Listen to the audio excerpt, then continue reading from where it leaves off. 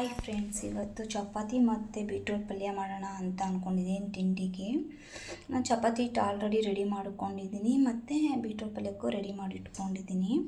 First ಇವಾಗ ಚಪಾತಿ ಮಾಡಿಬಿಟ್ಟು next ಪಲ್ಯ ಮಾಡೋಣ ಅಂತ ಚಪಾತಿನ ಇವಾಗ ಮುದ್ದೆ ಹೆಂಚಿನ ಮೇಲೆ ಹಾಕೋಣ. ಫ್ರೆಂಡ್ಸ್, ಚಪಾತಿ ಹಿಟ್ಟು ರೆಡಿ ಮಾಡ್ಕೊಂಡಿದ್ದೀನಿ ಆಲ್ರೆಡಿ.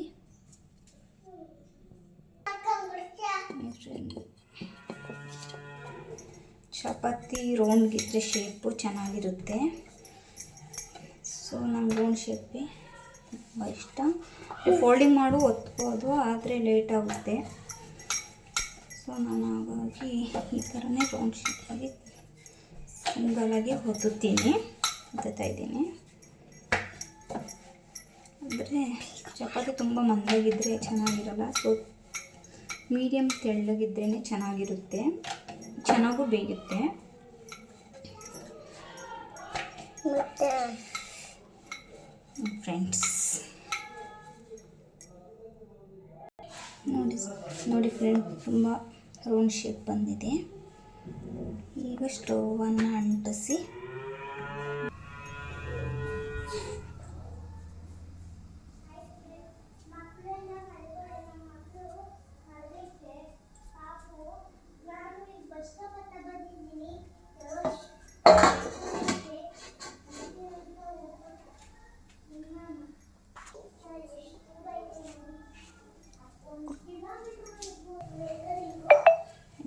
ಇದಿದೆ ಫ್ರೆಂಡ್ಸ್. ಇವಾಗ ಚಪಾತಿ ಹೆಂಚಿನೆಲ್ಲ ಹಾಕೋಣ.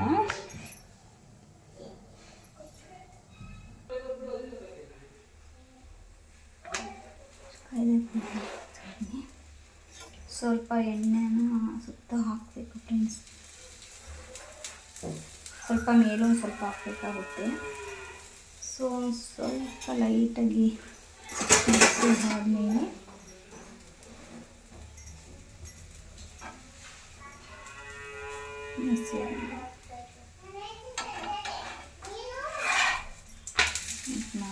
ಮತ್ತೆ ಒಂದು ಸ್ವಲ್ಪ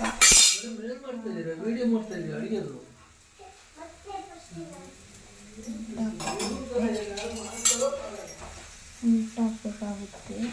ಸ್ವಲ್ಪ ಮತ್ತೆ ಮಚ್ಚಿ ಚೆನ್ನಾಗಿ ಚಪಾತಿಯ ಮೇಲೆ ನೋಡಿ ಈ ಥರ ಚೆನ್ನಾಗಿ ಬೇಯಬೇಕು. ಸ್ವಲ್ಪ ಸುತ್ತಲೂ ಬೇಯಬೇಕು ಚಪಾತಿ, ಆಗ ಚೆನ್ನಾಗಿರುತ್ತೆ.